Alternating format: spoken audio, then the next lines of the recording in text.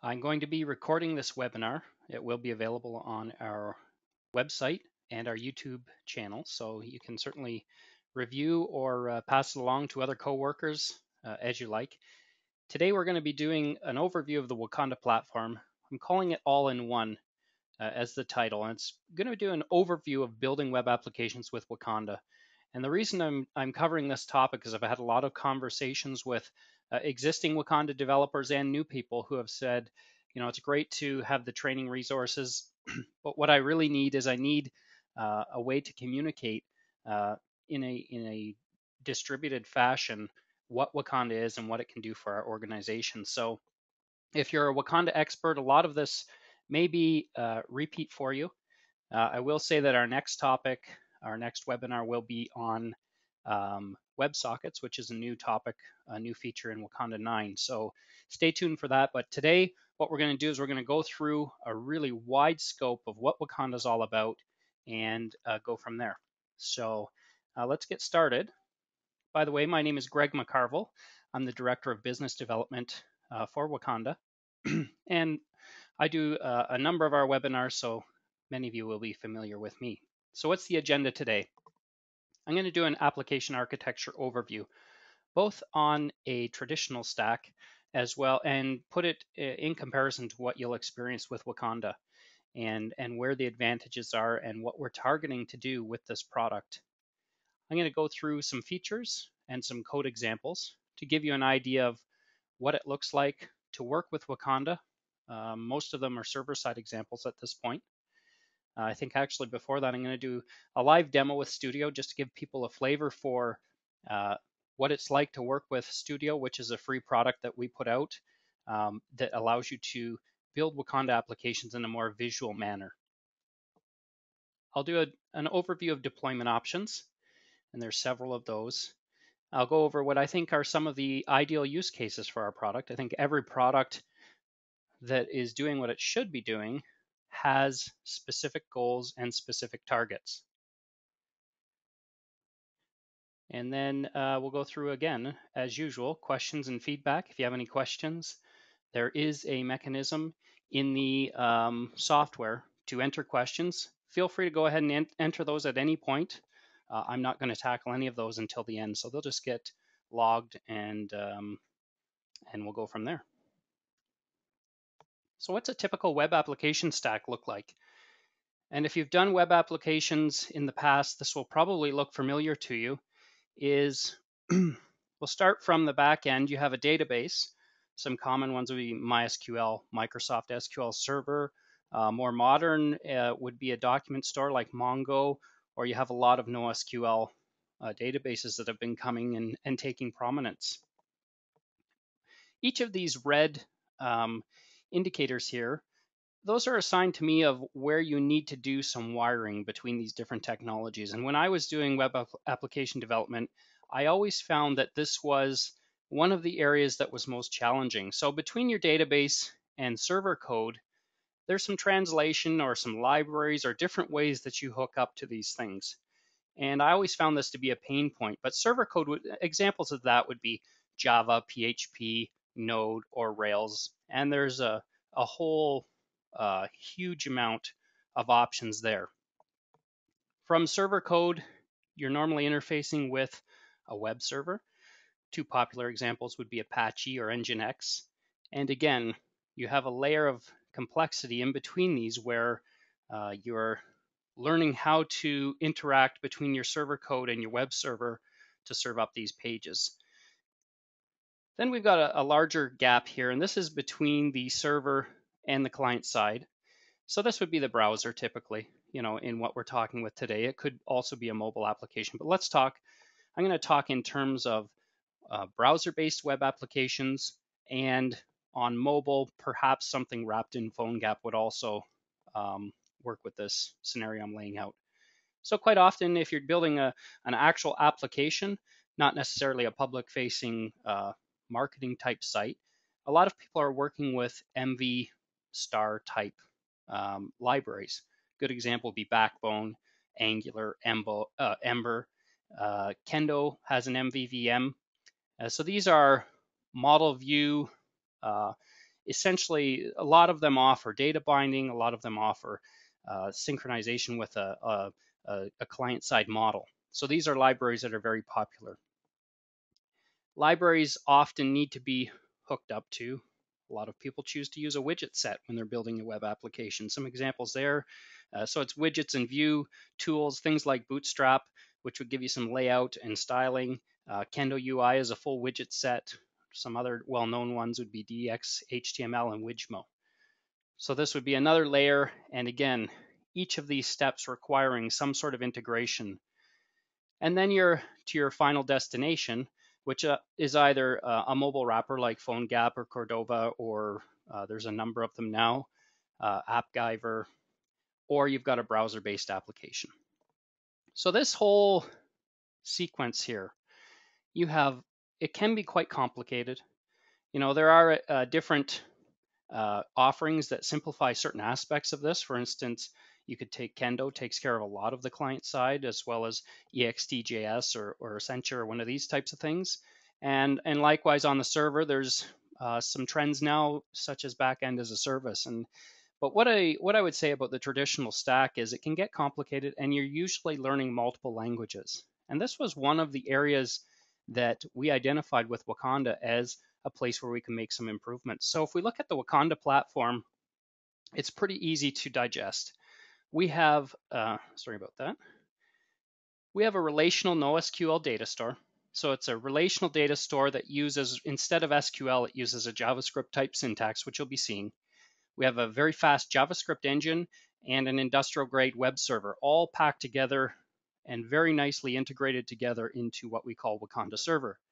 Across the board, you're going to get consistent JavaScript syntax, both server side and client side, so you can learn JavaScript along with web standards and really get everything done that you need to get done. Between the server and the browser, we have an automatic REST interface that's created. So when you build a model in our relational data store, there's a REST interface all stubbed out for you that you can utilize. And our client-side framework uses that REST interface out of the box. You can access it directly with other frameworks as well.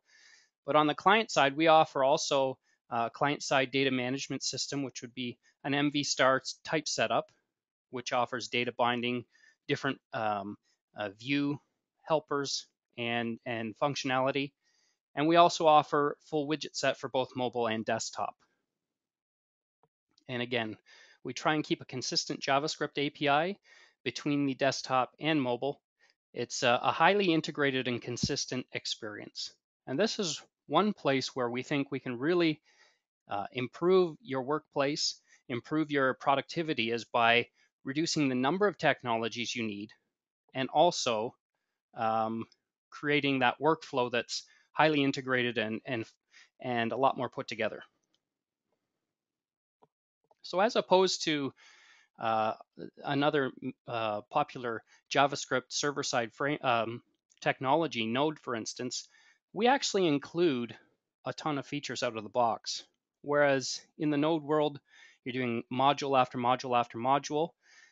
We've included most of the basics that you will need out of the box, such as HTTP. We've got a full file and folder system API. You're going to see access to the database, data modeling, authentication, and permissions are all in there. We've got APIs for working with images and blobs. We're just introducing WebSockets. Both Wakanda Server can be both a client and a server. Email, you've got session management, web workers. There's events on all of the data store functionality. We're just introducing over the next while our own cloud, so you'll have one-click deployment from Studio. In the Studio, we've got Git version control built in. There's a buffers API, and we've also got database connectors for MySQL, Microsoft SQL, ODBC, and more are on the way. That's in our enterprise version. So what's it like to work with Wakanda? I'm going to give a few random examples. I think first off, I'll go through Studio and give you a flavor for building a very trivial application, just so you can see the workflow. Studio is not required. It's a tool that we do offer for free. It gives you a visual environment to work with and build a Wakanda application, but you're welcome to use whatever IDE suits you best. They're all standards-based files, so you can use Sublime Text, Vim, or Eclipse. You name it. As long as it can work with those standards-based files, then you're good to go. So we've got in Studio not only a visual editing mode, it's a code editor as well.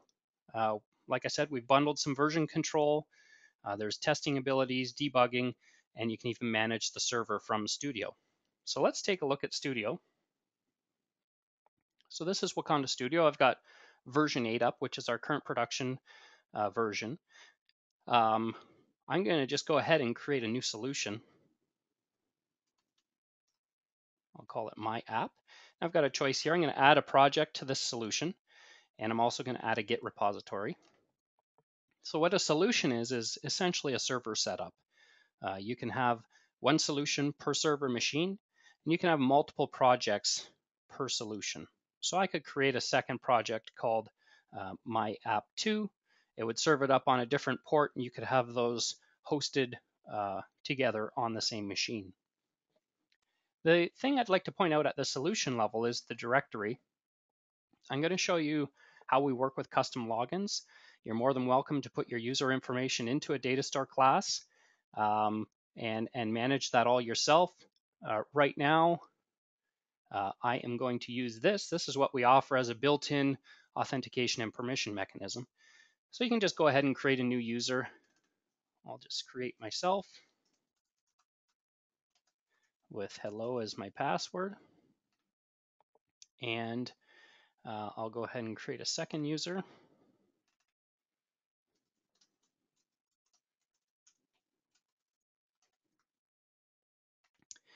And right there, we've created 2 users. Now we can go to groups as well. There's an admin group by default. This helps you, this is basically an administration group for the server. So if you want someone to start and stop the server, they'll need access to this group. Let's add a group called registered users. And let's actually assign both David and Greg to that group. So that's the directory. You'll see how the groups play into the model very shortly. But that's a look at the directory. Groups can contain other groups. There's a lot of flexibility here as well. And you can also add and remove users from the directory using JavaScript with a programmatic API. Next thing I would explain is in the project, we have one special folder called the web folder. And this is everything within this web folder is publicly accessible. It is essentially your web server directory. So you can serve up static assets, dynamic assets. You can get into templating if you wanted to use a library like Mustache or Handlebars. There's a lot of flexibility here. But I'm going to first go ahead and just create a new JavaScript file server side. So this is not accessible through the browser, so I'll call it server side. And this is one of the things about Wakanda Studio that's very powerful, is it allows you a very agile development system. So I can go here and go ahead and execute JavaScript right against the server. So if we say just went var my number equals 1 plus 2, and then we can just output my number, and we can just go ahead and execute that against the JavaScript engine, starting up the server right now. So I'm running this server locally. Like I said, just like that, I've got a server that's working, and it gives me output 3 as the answer. So I'm going to use this during the demo real quickly once I have a model set up. So when we talk about building a model, I'll do a very basic visual version. I'm going to give you a look at the a JavaScript method of building a model. But for right now, I'm going to add a new datastore class, and I'm going to stick with a tried and true model. We'll just do company, and I can add a new attribute. This will be name, and it'll be a string. So you see here, you've got all the data types you would expect, numbers, booleans, blobs, images, you name it. So we'll just make this a string. And you can express over here, I can express both the entity and a collection. So I'm going to go companies, the plural, to make it more semantically correct for when I reference an entity collection. I'm going to add a second data store class, and we'll call this person. So this is going to describe a person entity. So we'll just do a few more attributes here. First name, string, last name, string, full name, which is a string, and let's do a birthday, birth date, which will be a date. So these are all storage attributes. I'm going to make full name a special kind of attribute. I'll go over here to script kind and JavaScript, and this is what we call a calculated attribute. So I'm presented with some events that I can then put programming into. So anytime that this attribute is requested from a browser or the REST interface or anything, I can go ahead and create a script. So it's going to stub out a place for me to write my code. So when model.person.fullname on get happens, what I'm going to do is I'm going to actually return this, which is the current entity, .firstname plus space plus this dot last name. And just like that, I've got an attribute that's calculated on the fly as you need it. And this is good for lightweight operations where I wouldn't get into massive queries or anything really heavy in here, but it's a great convenience feature. If we go back to the model, we can do some interesting things here. Let's create a relationship. I'll create a new entity, and I'll call this the employer. And that's going to actually be a company. And by doing this, I can create a one-to-many that easily. Now, I probably should have changed person to people for the plural.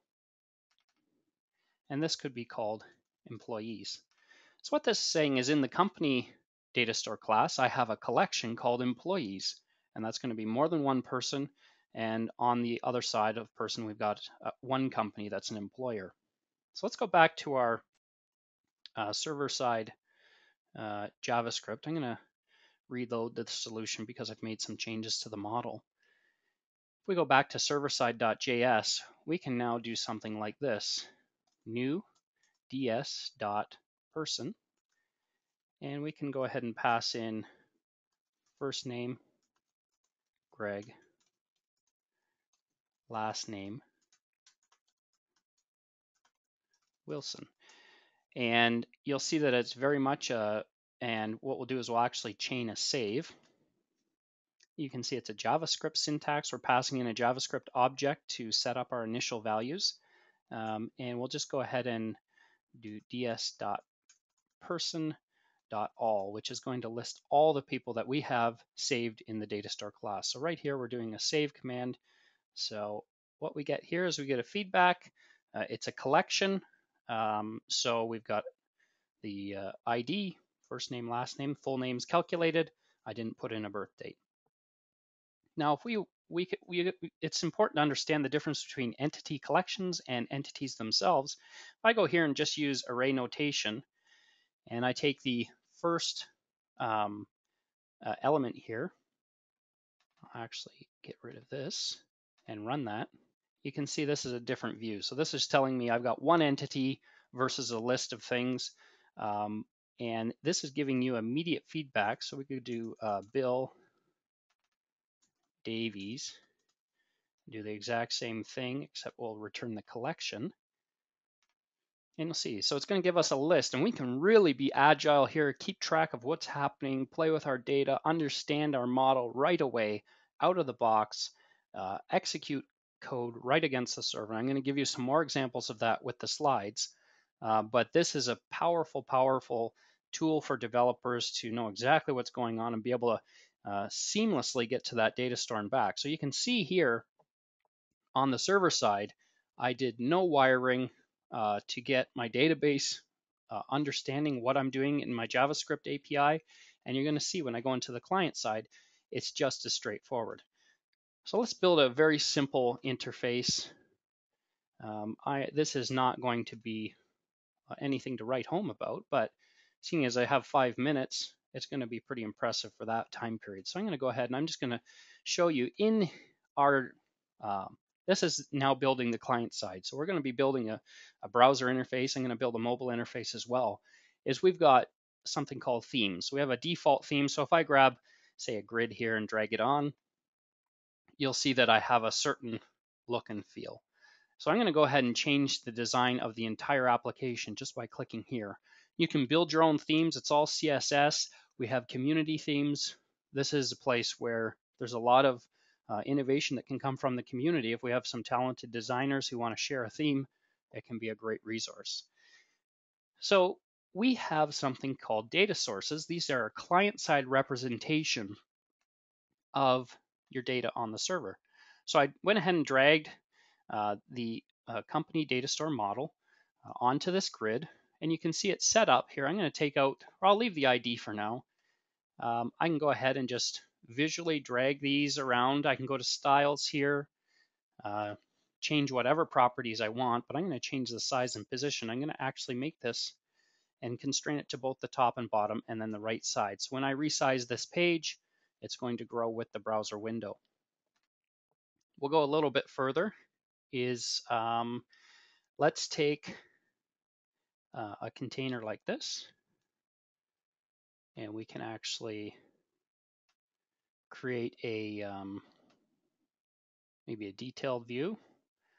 I'll build as best an interface I can right now. So I'm going to actually change this. Companies would normally have a lot more data, but let's take the styles and let's actually constrain this to both sides. So it's going to grow both horizontally and vertically. This will be, say, for instance, an input container. Right now we only have one thing to display.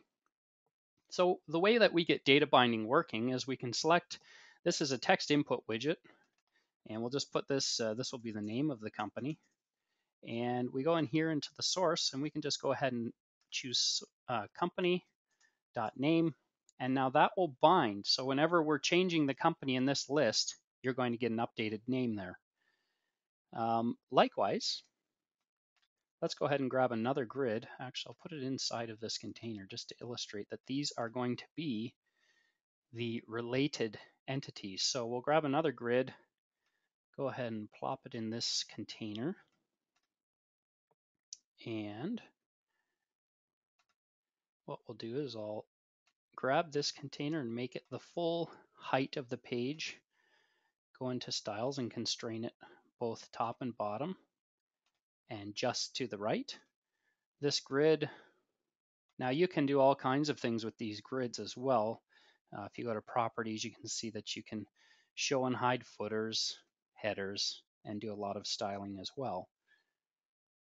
And each of these have an ID, so I could call this the employees grid, and that will set the ID in your HTML. One thing I should mention when you're working with the client side is that we bundle jQuery into all of this. It's all built on top of jQuery. So if there's things that we're not offering in the IDE or in our API, you can go ahead and use jQuery and manipulate things as you see fit. So we're going to go ahead and create a different kind of data source. And you can use data sources for all types of reasons. Perhaps you have different selections of companies where one grid has companies that are active and one grid has companies that are past customers. And you can have different selections based on your needs and have multiple data sources per data store class. So I'm going to create what's called a relation attribute data source. I'm going to go ahead and choose our company data source, choose the employees. So I now have an employees source. I'll just go ahead and drag that onto this grid.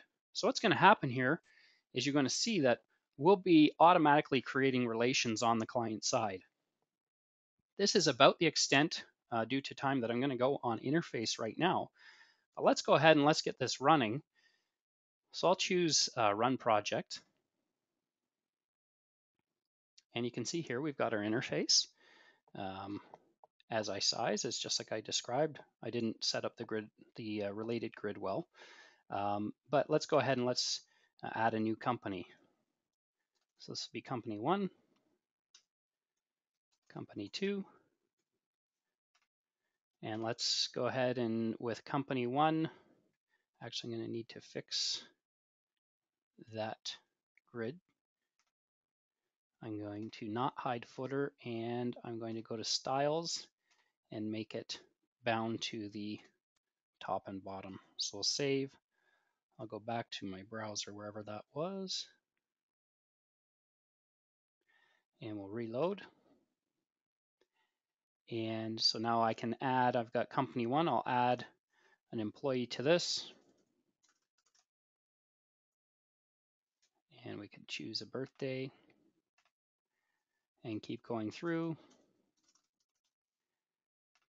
So we've got Greg and Dave there. If we go to company two, we can add Pat Miller. And just like this, that quickly, I'm creating relationships. So you can see that I'm clicking between company one and company two. It's adjusting the related selection. I'm able to make adjustments.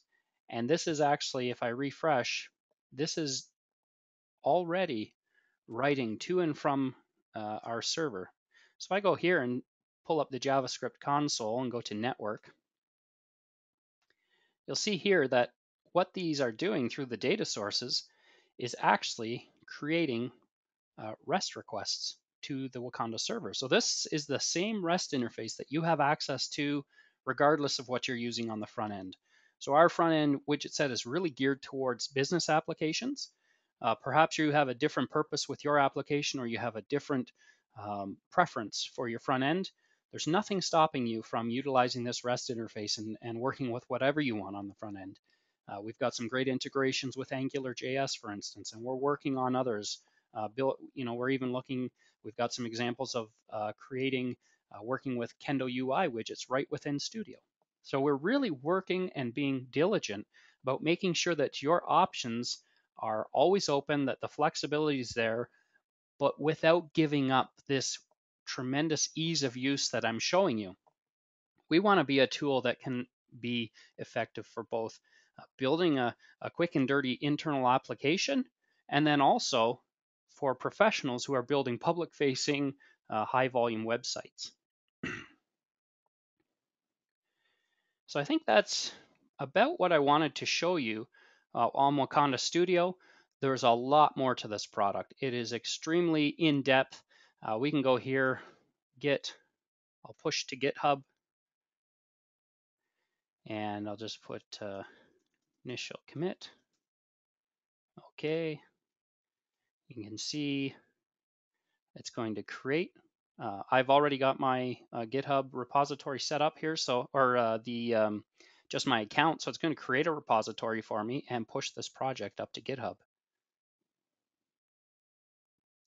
So if we go to my GitHub account, do a reload on my repositories, you can see right there is my app.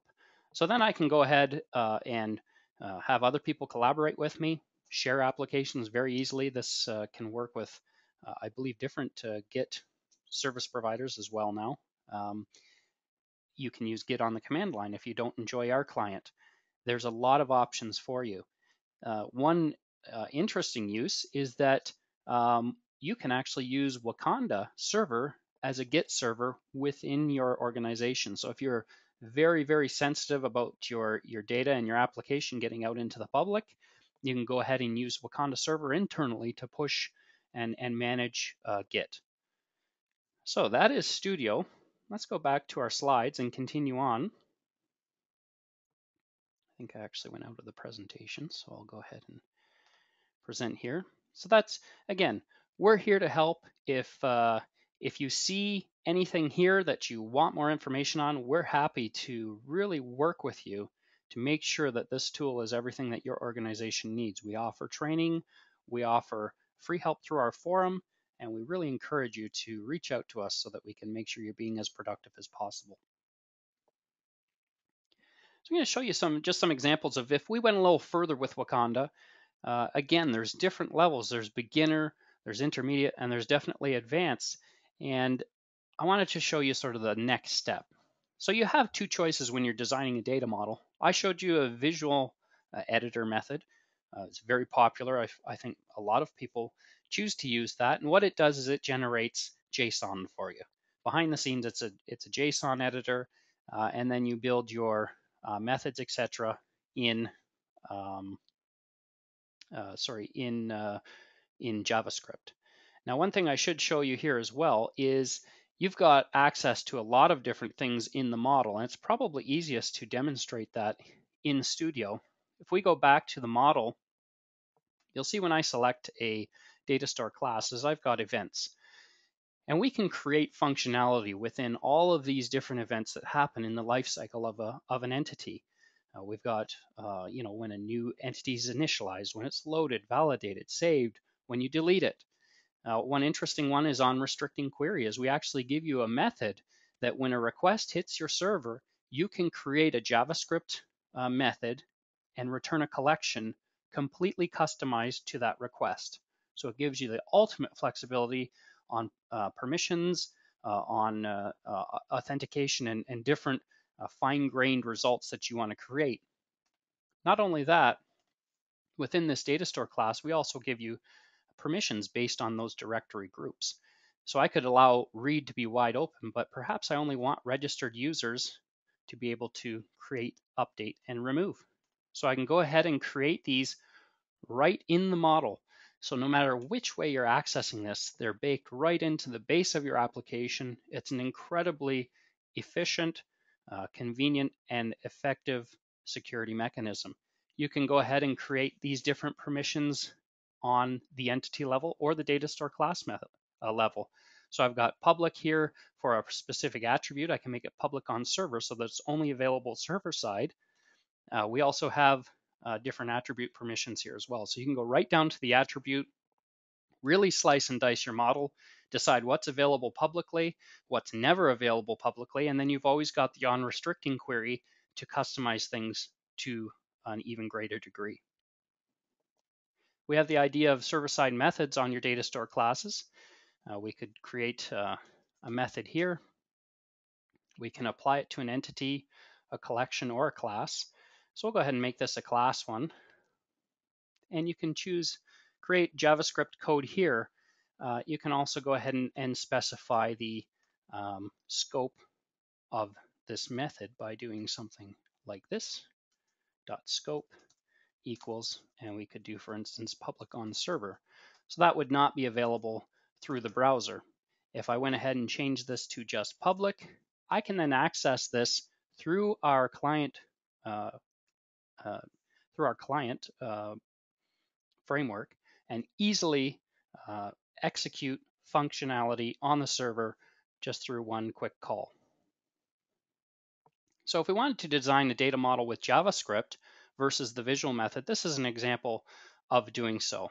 You're creating a new data store catalog, then you're adding a data class, adding various attributes, and this is all documented. We have extensive documentation. I encourage you to start digging into that. There's a lot of information there. You can see here we're creating a relationship in code, and we have an extensive API to help you do all of the things that you would like to do with your model through JavaScript just as much as you would through the visual editor. And that's more just a preference, what your style and what your goals are. As I said, when you're building a Wakanda data model, you're automatically getting a REST interface. You can turn it off, but a lot of people find it useful. Remember, all of your permissions and authentication rules also apply to this REST API. So if you're using any of these front-end frameworks that you see here, or a plethora of other things, or even desktop applications, a REST API is a great generic way to be able to access the Wakanda server. We use it with our client-side framework, so we know that it's extremely extensive and definitely something that you can read up on and learn and get ultimate flexibility from Wakanda Server as a backend for your applications. So here's some examples of adding and modifying data on the server side. I showed you a few of these, but here's just an example of creating a new entity. You assign it to a variable, you get a reference to the entity, and it will fill in first name as Barry as a default value. You can assign values to that variable then afterwards, just using dot notation. Here I'm persisting that same person to the disk. So you've got just a simple save call that's going to write it to the data store. Just as easy to remove, the person dot remove. And remember, each of these events, save and remove, will then fire your event-based code that you specified in your model. You can chain functionality like you would expect in JavaScript. So here we're in one step creating a new person with a default first name Barry and saving that to the data store right away. Here's a look at adding a relationship to an employer. So we create a new company, save the company, create a person, and we just go ahead and assign the person.company this variable that we made in the first step. And when we save that person, that relationship is created. You can also do a lot of chaining within your data. So we've got, if we want to get a reference to the company name and we have a person variable, we can go ahead and do the person.company.name and chain right through and get to the values that we want quickly. When it comes to relationships, one of the powerful things we offer that I've not seen in a lot of databases is the idea of a recursive relations. So I could go ahead here with person, and let's say that each employee has a manager. I can just go ahead here and choose person. And just like that, we could call this direct reports. That gives me access to hierarchical data. I could then call person.manager.manager.manager right up the chain. And this works into a lot of different data needs where recursive relations can be extremely helpful. So the one thing that I would really stress to you is the difference between, we've got two concepts, the concept of a collection and the concept of an individual entity. So here you're referencing a related entity collection. Employee collection equals the company.employees. And that will give us a reference of a collection, and we can do operations on that collection, such as length. We can iterate through these collections. We can do all kinds of things. So how do we query the data store? And these, again, are server-side examples. A lot of these, if we had time to look at the client side, it's very similar. You're not going to find a huge learning curve between creating queries through our data sources compared to the server side. There are some slight changes. For instance, you want to do asynchronous calls and things like this typically. So it's a slightly different syntax, but not a huge departure. So we can do a quick find by ID, just pass in the ID. We can do find by key. So this would find a person who has both the first name Mike and last name Jones. It would find all of those people. Here we would have finding any company that starts with comp. So if you were company 1, company 2, company 3, all of those would match in this find, or sorry, with a find, it actually brings back the first entity. So find will bring back one single entity, whereas query with the same arguments will bring back a collection, and that's the difference between query and find. We can order by, so here we're doing a query, order by name, descending. There's a ton of conjunctions and comparators, so you've got a lot of flexibility in your queries. Here's some examples of and, or, and here in these examples here, I'm using our placeholder syntax. So we've got placeholder 1, placeholder 2, and then after our query, we pass in those parameters. You can pass in arrays as data. So in this example here, we're going to query and return every person that has a first name Sam, Bill, or Dave. You can do JavaScript in queries. Generally, our query syntax is robust enough that you don't need to get into JavaScript, but if you had a need that couldn't be covered through our existing API, you always have access to allow JavaScript in your queries. So here's an example. We're doing a query for everyone who has a last name with a length greater than 10. And you can work with these collections very easily and put them straight into data. So I'll be showing you custom HTTP request handlers. To array, we'll just create a JavaScript array object out of this selection and give you that data object to then work with. Maybe you return it to the browser or whatever you wish to do with it. So here's HTTP request handlers. And I'm just choosing various features of Wakanda. There's a lot more to cover, but I wanted to give you, basically pique your interest to really invest in the product and learn it, because there's a lot here. There's a lot of flexibility, and that's the whole point of this webinar, is to get you past that point of commitment where you're willing to give it a fair try. And we're here to help you get through that. But here's, we can set up in a Bootstrap file, and that's a special type of file that gets executed on server startup. So we're adding a request handler. We use regular expressions to determine our route. So this would be a match for your IP/my URL. We're telling it here that we want it to go into the scripts folder, to the routes.js file, and the function that we're going to use to handle this specific route is myURL handler. And then in that scripts.route.js file, we would just have a function like this, myURL handler. We get a request and a response object, which would be quite familiar to anyone who's using Node. And we can just go ahead and return the response once we've done our work. This is a look at part of the request object that you get from Wakanda.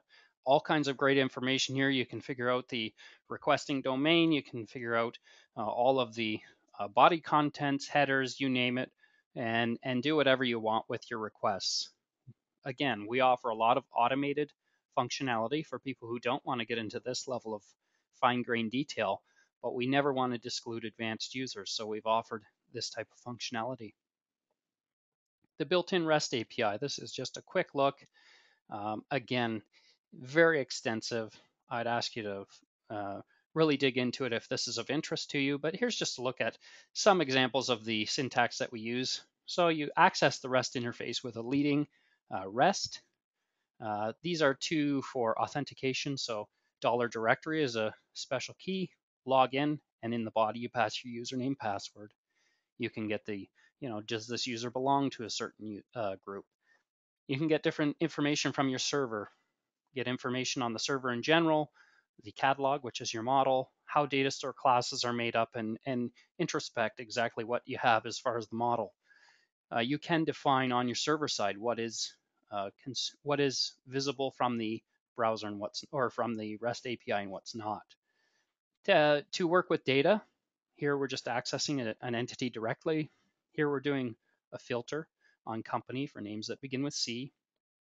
There's a lot of pagination and tools to help you work with the data in the way that you need. This is calling a server-side method from REST, or sorry, this one here, actually, this is updating a person entity, and you would pass the JavaScript object or a JSON object in the body. Here's calling a method, publicly accessible method, mind you, from the on the server from REST. So it's full-featured. Again, you can work with entity collections.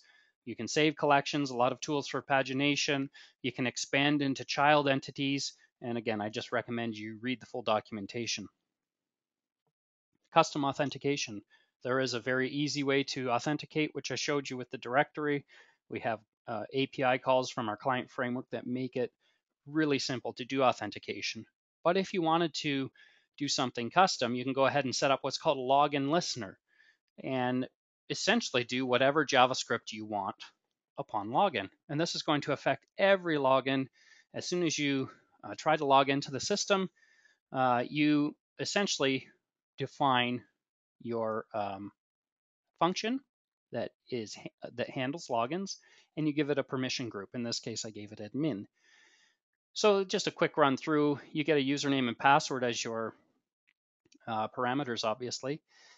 So we're going to go through here and we're going to check if this is the system admin, we're going to return false. And what that does is it actually reverts back to the built-in directory and tries to use it to authenticate. And else you can set up all your rules. If the login's successful, ultimately what you want to do is return a user object, which has a user entity ID. It has a name, full name, and an array of groups that it belongs to. So this is a quick look, and of course you can return an error. This is a quick look at doing custom authentication. Gives you freedom to do whatever you need to do on when authenticating. So you have advanced options. Again, I said you can use whatever editor you choose. You can build a model in JSON or JavaScript. It's all standards. So the files are HTML, CSS, JavaScript, you can remotely debug. I didn't even really show you. We have a built-in debugger in Studio. You can use the Chrome debugger. There's a lot of options for helping you debug your code and understand what's going on. You can integrate third-party widget sets generally quite easily. And you can connect to other data systems. Like I said, we have connectors for various other databases, and more will be coming as time passes. So what are the characteristics of Wakanda Server? So Wakanda Server is a multi-threaded environment. Unlike Node, you can go ahead and put this on a multi-core, big, beefy server machine, and it will vertically scale out of the box. Like I said, we have an extensive API that's included, so you won't find yourself running, looking for modules all the time. It does work with CommonJS modules, so there is the option to definitely extend with those. And again, one of the things that we really like is that the server side is very tightly integrated. So easy to use, in fact, that I think it's a good competitor for a lot of these backend as a service, except that you own your backend when you use Wakanda. So what are your deployment options? Studio works on both Windows and Mac. Deployment works on Windows, Mac, and Linux. So you can deploy on your own hardware. You can use any of the popular VPS providers out there. I've personally used Amazon Web Services with EC2. I've used DigitalOcean, Linode. There's a whole pile of them. You can choose what you like. Coming soon, we are in the midst of building a specific cloud. So it will be one-click deployment from Studio. That's going to be a great option, and we'll be announcing information on that as time progresses, but it's in internal beta right now, something we're pretty excited about. What are the ideal use cases for Wakanda? It's a very flexible tool, so it's hard to put it in a box, but I think that a few places where it shines is, say for instance, you had a website. You have an industrial grade web server sitting there that can serve up static assets. You can use templating with various different JavaScript templating engines. So it's great for building a public facing website with an administrative backend. That's one great use case. You can use our widget set for the admin backend, and you can use whatever you want on the front end, and you're going to have a very clean, easy to use solution. Internal applications. I think it's a natural for that. Distributing it amongst your team, having a common platform that can scale if one of these internal applications ends up becoming a critical piece of software to your business. It's nice to know that you've got a web server and a service that's both standards-based using modern technology and can scale if you need it to, but still fast enough and approachable for the most number of people within your organization to be able to utilize the tool and get results. So the other thing I think it's great for is a REST-based backend for either mobile, single page, or native applications. You can go ahead right out of the box, create a very flexible data model with a REST interface, and go ahead and consume that in a very short amount of time. So we do have an open source offering for open source projects, and our commercial deployment starts at $259 per year per server. We have an enterprise offering that we're working on the pricing and we'll have out soon. And that's going to have additional features and additional functionality. So we'll stop here. I've been about 50 minutes. We'll go for questions. I'm going to go ahead and read through. I see we had a couple people had some sound problems, but I'm going to go ahead and start taking questions now. So if you have any questions, go ahead and put them in that interface and I'll do my best to answer. Okay. Okay, so we're talking about Oracle connector. Do we have it? Right now, our connection solution for Oracle is through ODBC. We are planning a dedicated Oracle connector. I don't have an ETA on it just yet, but it is on our roadmap definitely and something we will do. But for right now, the ODBC is how we would cover that base. Okay, so we have one here. Yeah, a person has an app that's using server-side JS. All the web pages are generated from the server. Can Wakanda work similarly? Absolutely. I would recommend you take a look at our website at the quarterly update from just this past month. I did a quick example of using handlebars.js to generate code server side and pass that out as a static page. So absolutely you can do that. There is code hinting. Someone says is there no code hinting when inputting JS? There is code hinting. I'm just so fast that you didn't see it. So absolutely, there's a lot of help in the IDE. Download it, give it a try yourself, and I think you'll find that it's actually quite extensive and good. Okay, can you easily create a find across all fields and data sources? Of course, anything's possible. I think there's different ways you would approach that. For the person asking that, Bill, if you want to get a hold of me, by all means, I think we could talk about that in a more intimate context, and I could certainly help you out. Okay, JavaScript queries. How do you filter for security? Whoever asked that one, if you could be a little more specific, but I'll go over the security system a little bit again. JavaScript in your queries is a very specific use. We don't recommend it extensively being used. There are mechanisms in there that actually have to get information. I haven't used it in quite a bit, but there are security mechanisms in there to make sure people can't be doing terrible things. But I think you'll find that the JavaScript queries you won't be using too often because our native query API is pretty extensive. But I can certainly get you more detailed information if you want to follow up with us on that. Where I would say that if you want to email questions for me to research more thoroughly and get you a more detailed answer, just wakanda@wakanda.org. That's our general email. Feel free to send it in and we'll get either tech support or myself working on that. Okay, we've got Willem. Is there a simple way to link to AD? I don't know what AD is, so if you want to add that to your question, I'll try and answer. Okay, is there a way to know in the required JS file from which project the request is coming? Interesting question. I don't know the answer off the top of my head. I'd recommend you email that one in. Okay. As far as deployment, got a question here, is it supported in Amazon or other clouds? We actually have an AMI in Amazon that you can use. That will make Amazon deployment in particular super, super easy.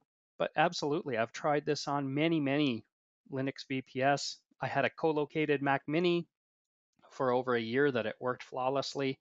And presumably you could put a Windows box online as well. And it's all that's one of the strong points with Wakanda is deployment is actually quite easy. Availability of reporting. This is an area that a lot of people request. We don't have a super great solution out of the box right now. What you can do as a solution is there are JavaScript libraries for creating PDFs. We've got some examples of that, people doing that in the forum, and that would be the way you would approach reporting right at this point. How can we see it is deployed in a VPS? I do have a webinar up on my YouTube channel that is youtube.com/Wakanda Screencasts. Unfortunately, with Wakanda 8, the mechanism for deploying to a VPS is a little bit different. I have one on there for both EC2 and DigitalOcean.com. It's on my to-do list to update those for Wakanda 8. I would think in particular for DigitalOcean, I'll be doing that this week. So keep an eye on that YouTube channel and I'll get something up there. How many developers have signed on to Wakanda? That's a tough question because we do offer an open source version. But I think the best way to get a gauge of that is get involved in the forum. Of course, that's only going to be a small minority of people. Not everybody gets involved in the community. But I can tell you one thing, we've got a lot of momentum over the last year, or 6 months in particular. As we keep going forward and introducing new technologies such as WebSockets is going to be a really exciting area. We've got some big announcements coming in the area of our our widget set as well as our studio. So keep an eye on it. We are committed to this product. It's fast moving. We have a quite an aggressive release schedule. Generally quarterly we're releasing, and we would love to have you into our community and show you exactly how committed we are to this product. Asking about a Postgres connector. I don't know the status of that. Certainly, it's a database that we're interested in. It's got a great following, so just the fact that it's widely used would make it a target for us, but nothing to announce at this point. This, I don't know that I'll make these slides specifically available. I can, I'll post something to the forum. They're on Google Drive, so I can make those available. But more importantly, this presentation will be available on our YouTube channel and through our website. So here's someone saying that they're a newer developer and they're looking for a more hands-on tutorial for building mobile apps. Definitely, I think that we've got some opportunities we can make available in training. I probably should have covered that a little bit, and I'll just do it quickly. In Studio here, if I went back to my index page here, if I want to make a mobile version of this, I just go up here to this button here, go to smartphone, and I can start building a mobile view of this same page. Now there's different ways of doing this. Some people prefer the same page setup. Some people prefer specific pages for mobile. So there's different ways you can go about this, but it's very similar skill set to build a mobile application as it is desktop. So I would suggest definitely we are looking at bringing our training to the next level. We do have a free training offering. If you go into our store, you'll see that there's a free 4-day training offering to get you up to, I would say, a beginner intermediate level of being a Wakanda developer. That'd be a great thing for you to invest in. And I don't know that it covers mobile specifically, but I think once you get those basics down, you'll be able to figure out the mobile here quite easily. One thing I didn't mention is we will be offering as well a PhoneGap extension, and I believe it's going to be the enterprise version to wrap up your application to be a native runnable application, available through the various app stores, etc. So I've got a question, Britt, wondering if we'll be able to discover and reverse engineer Microsoft SQL tables and relations. Good question. And I think I did ask Laurent that recently. I believe that it does reverse engineer and take a look, but the Microsoft SQL connector right now is not what we will be, it's not as complete as what we'll be offering in its final incarnation. So I have to check on an update. Brett, I've got your contact information. I'll keep this and get back to you for sure. Looking to authenticate against LDAP. Again, a request I've heard before. I don't have a specific example for you. It's something that I know is definitely in the scope, definitely we want to do. It's last time I checked, not on the roadmap, but I do know that we have resources working on it. So at this point, I'm going to have to put you off with a cheesy someday, but that's where we are right now. I will try and look, Brian, I've got your contact info from previous. I'll try and look into if there's solutions out there that can get you running in the short term.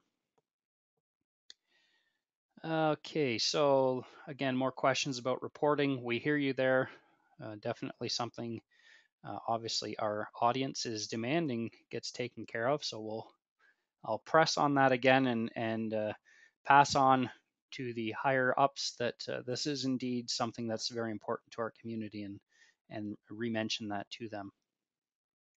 Okay. Just reading through a question here. Yeah, so the person looking to create a lot of so the question essentially is it easy to integrate and use JavaScript libraries such as D3, Famous, etc. within your Wakanda project? Absolutely. We have a lot of examples of people bringing in other, I have a D3 example actually, and generally speaking, if these libraries are built the way most libraries are. They work perfectly without a problem. So definitely takes a little experimentation sometimes, but even if you find a jQuery um, gadget of some sort out there, generally you can just drop that in and go ahead and work with it. Like I said, a lot of these third-party widget sets are even quite easy to integrate into Wakanda. So we've got a question, is this platform, can it be used for building App Store accessible hybrid mobile and desktop apps? Yes, it can. We've got a PhoneGap offering that we will be presenting at some point. Like I said, I believe it will be within our enterprise offering, but I think you'll see that fairly soon. Wakanda 9 release date. With us releasing quarterly, I lose track, but I believe Wakanda 9's in beta right now. So I would say you're within 2 or 3 months of seeing that. Okay, does your debugger show more than just object error when using JavaScript? Yes, it should show you a whole pile of things. So if I go here to my server-side.js, let's just go ahead here and go debugger. I'll run that. I don't have my debugger running probably. Yes, I do.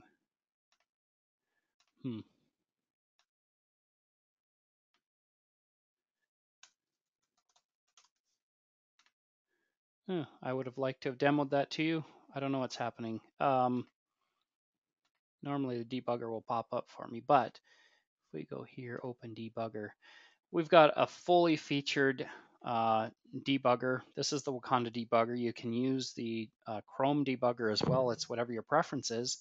There's a way to add watch statements to dig into all variables at different levels by expanding and collapsing menus. I don't have time to demo it right now, but absolutely, the debugger is actually something quite interesting to people. Got another question about Famous. Interesting. Actually, I've been looking at Famous a lot over the last couple weeks. I was finally got invited into their university beta, so maybe I'll do an example of tying in with Famous. That looks like something that people are mentioning. Okay.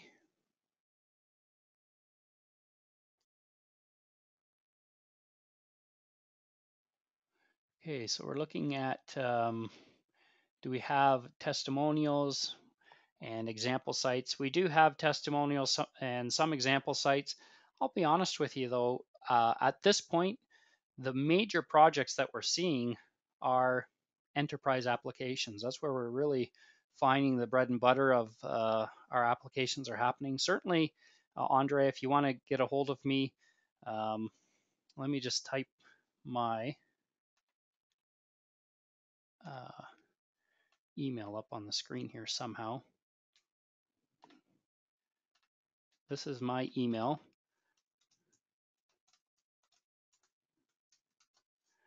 Go ahead and email me. I'll get you some credibility testimonials. I can give you a whole pile of those. Public facing sites, a little more of a challenge, but certainly I've got testimonials all over the place.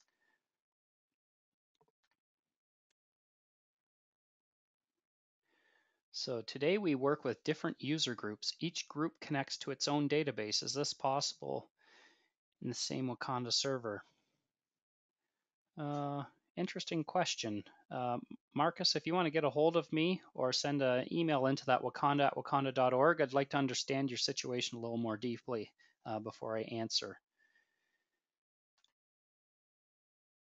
Okay, is there an expiration date on the free classes? Not that I know of. So, Goran, don't slack off. Go ahead and keep going at them, but I've not been told of an expiry date, and I would be surprised if we do make those expire. Probably they'll be due for an update soon. What they do with the updated version, I have no idea.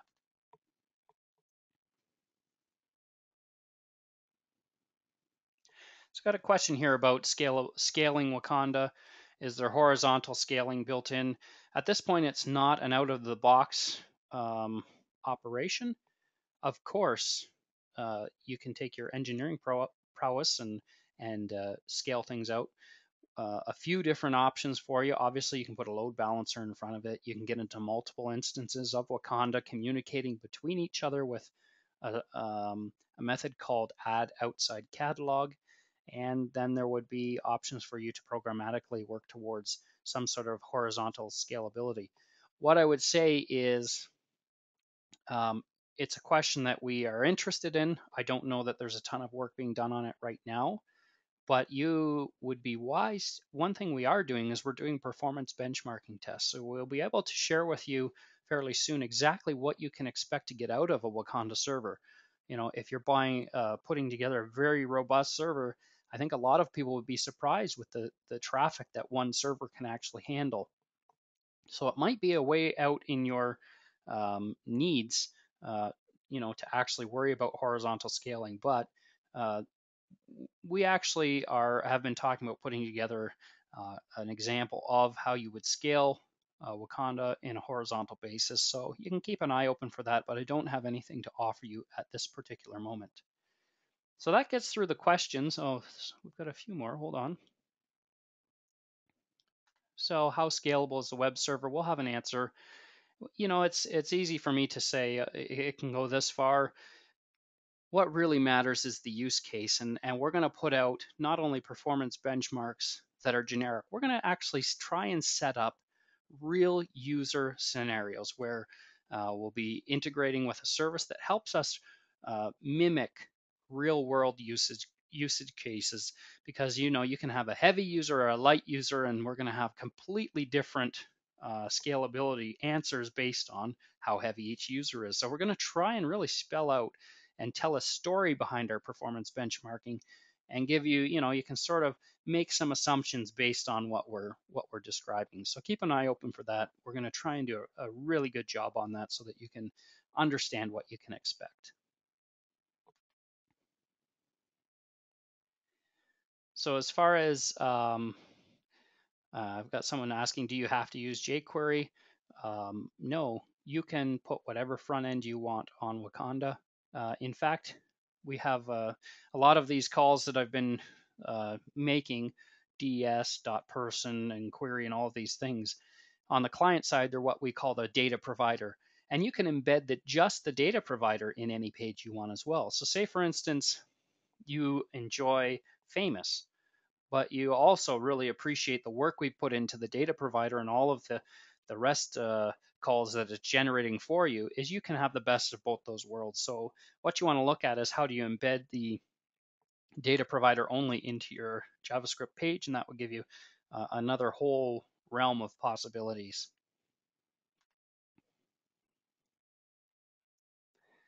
Okay. Okay, so Famous, it's famo.us. It's a new JavaScript library. They're big on animation. I had someone ask, what is it exactly? Can this work with CouchDB on the back end? With REST, you can do whatever you want.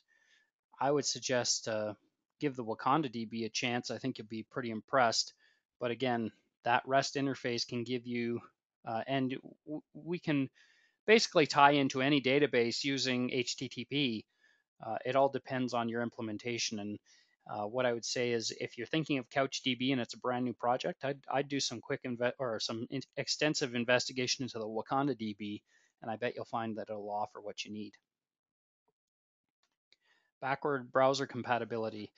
There are minimum browser requirements for our client front end. They're not terribly restrictive. They're on our website somewhere. Unfortunately, I don't know them off the top of my head. Can you integrate JavaScript animations that were created in Adobe Edge? I don't see why not. From what I know, Adobe Edge works off web standards. That's really the question, is it web standards? Because if it is, we can work with it. So that, are you supporting Canvas in your client-side programming? Yes, absolutely. Feel free to use it. I did a demo 2 years ago with Canvas, actually, and works like a charm. So that looks like the questions for today. Really appreciate everyone coming out. Stay tuned for our next webinar. It's going to be on WebSockets. It's going to be awesome. I'm going to show you how to set up not only a client for WebSockets, but a server, and we'll be synchronizing data between different browser instances. So that'll be exciting as well. Don't have a date for that yet, but our marketing team will make sure that you're on the list for that. And that'll be more of a training focused on one specific topic type of webinar. So we haven't done one of those in a bit, and I look forward to it. So everyone have a great day. Like I said, if there's anything we can help you with, just get a hold of us. We're definitely interested in working with people who have serious projects. If you find yourself in need of resources, we have support contracts that are available. We have consulting engagements that we can embed someone into your team, and we've got training. You let us know whatever it takes to get you successful with Wakanda. We're here to do it. Take care.